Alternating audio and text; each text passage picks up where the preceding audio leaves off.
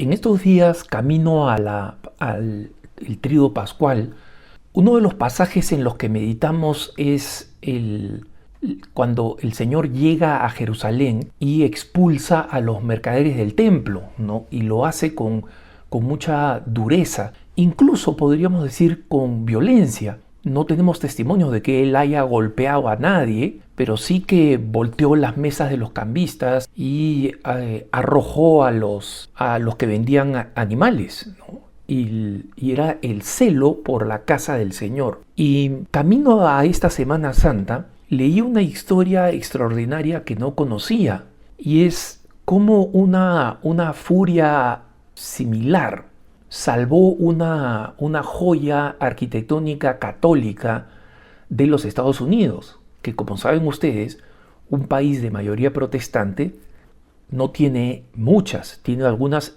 muy importantes, pero no tiene muchas. Y la historia es relativamente reciente, es del 2003, y la ciudad de Savannah, en el estado de Georgia, está, digamos, en el corazón del área bautista, una denominación que con el tiempo ha ido aceptando cada vez más a los católicos al ver que los católicos somos la religión más importante y mejor organizada gracias al hecho de que creemos en la sucesión apostólica, creemos en un jefe, ¿no?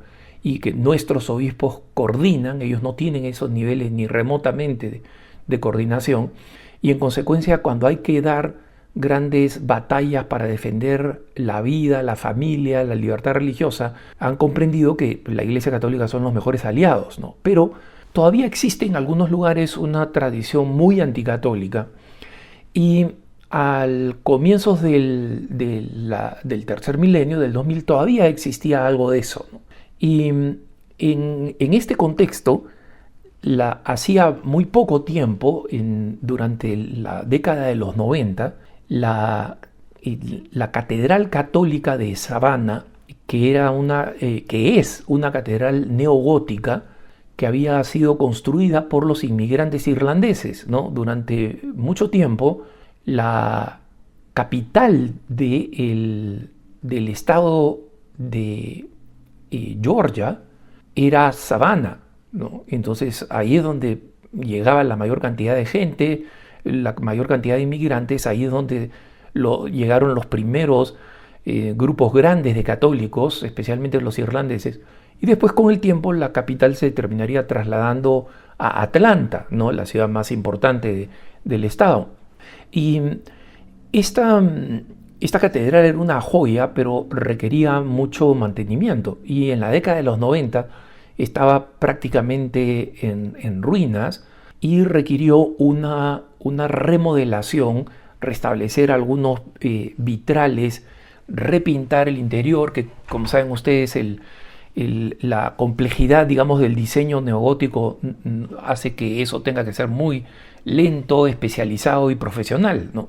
Y esta catedral se recuperó, y para el año 2003, cuando se reinaugura, era una joya, era literalmente una joya. Y un altar neogótico de mármol muy bonito. Los que puedan busquen la catedral de Saint John the Baptist, se llama, ¿no? De San Juan Bautista, o catedral de Savannah. Vean las fotos interiores para que vean de la joya que estamos hablando, en frescos, en vitrales, etc. Bueno, resulta que el responsable de toda esta refracción era un sacerdote bastante joven, que era el párroco de la catedral, Monseñor William O'Neill. Ya pueden deducir por el nombre que era un irlandés, descendiente de irlandeses, ¿no? Hijo de irlandeses, y él estaba feliz de cómo había quedado la catedral, pero recién restaurada.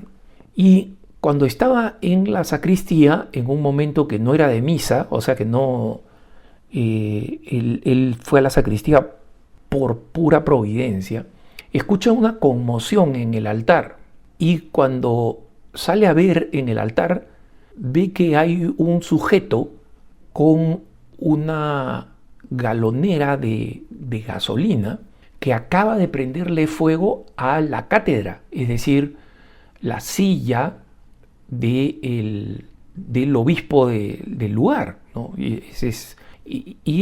Una silla que es emblemática de justamente el punto de enseñanza, de magisterio del obispo, y nosotros lo vemos en general en nuestras catedrales. En la tradición irlandesa eran todavía más destacadas, ¿no? Se hacían en mármol, se ponían en un sitio específico de mármol.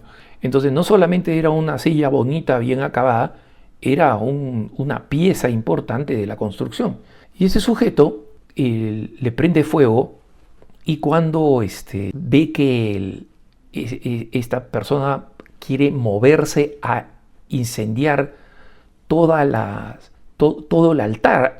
altar principal, ¿no? Y el altar principal tiene otras sillas de madera de concelebrantes, tiene una gran alfombra, tiene un podio grande de predicación de madera, y esto significa que el sujeto lo había pensado, porque si comenzaba el fuego ahí y luego lo extendía a las bancas, adiós catedral, ¿no? O sea, es así de sencillo, ¿no? Entonces, Monseñor O'Neill sale, él se encuentra con esta persona, y cuando la persona ve a O'Neill acercarse, saca una pistola. Era un tipo de 32 años, terminó en la cárcel, Stuart Vincent Smith, y resulta que le dijo: voy a quemar esta catedral, o sea, tú lo vas a ver o te voy a matar si intentas, ¿no? Y bueno, en ese momento la indignación de Monseñor O'Neill hizo que se acercara violentamente a esta persona. Yo digo violentamente no en el sentido que lo golpeó, sino acortó la distancia como el macho alfa, pues, de una tribu, de una jauría de lobos, de alguien que realmente es el que tiene la responsabilidad de defender al resto. Y le lanzó lo que estoy viendo en esta historia, varias palabras picantes, dice, ¿no?, que usualmente usan los marineros. El que relata esto para decirlo, para decirnos que se le salieron pues algunas malas palabras, pero con una energía tremenda, ¿no? Entonces, obviamente, la reacción de un sacerdote tiene que ser una reacción virtuosa, pero ¿qué sería virtuoso en esta ocasión? ¿Dejar que quemen la catedral? Y él cuando lo entrevistan después, está vivo, ya está en sus 70 años, pero él cuando se encuentra cuando le preguntan después por qué, o sea, cómo reaccionó y qué lo impulsó, le dijo: mira, yo no podía dejar que esta joya de la iglesia, que simboliza la cátedra, la quemara. Yo no podía contemplar, mirar, simplemente porque me estaban amenazando con un arma. O sea, en ese momento, el riesgo de mi vida y la pistola de este sujeto desapareció de mi rango visual. Él dijo: en este momento lo único que fue es que estuve completamente determinado a salvar la catedral a cualquier costo, ¿no? Él, cuando se retira, escribe en sus memorias, ¿no? Decir que estaba extremadamente enojado sería la forma más suave de ponerlo. Y lo que puedo decir más bien es que estaba furioso, porque era el templo del Señor, y en ese momento perdí el sentido del temor. Él dijo: cuando el sujeto vio que yo había cortado la distancia, él estiró el arma y se me acercó. Y mi reacción fue decirle con palabras que no voy a repetir acá, que si no dejas caer esa pistola, si no dejas caer el arma, te voy a dar una paliza. Y él dice, el sujeto, el que está por quemar el criminal, se paralizó un momento, se quedó así en shock y lo paralizó literalmente, ¿no? Pero la pistola todavía estaba apuntando a Monseñor O'Neill, ¿no?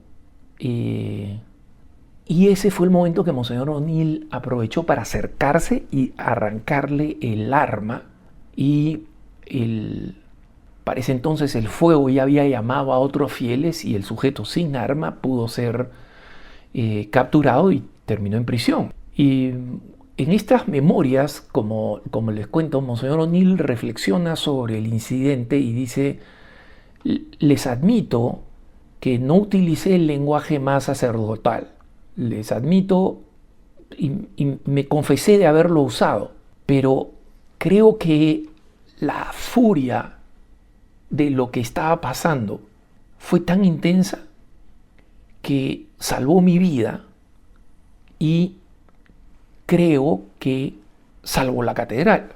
Y cuando el monseñor dice que en el momento en que yo le tomé el arma, lo tomé camino a su cabeza. O sea, el tipo había decidido suicidarse.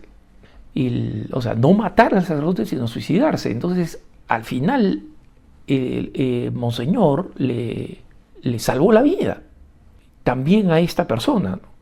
Y esta persona no era una persona completamente desequilibrada, era una persona que estaba completamente desfigurada por el odio, ¿no? Y el odio se puede transformar en una forma de locura, sin duda, ¿no?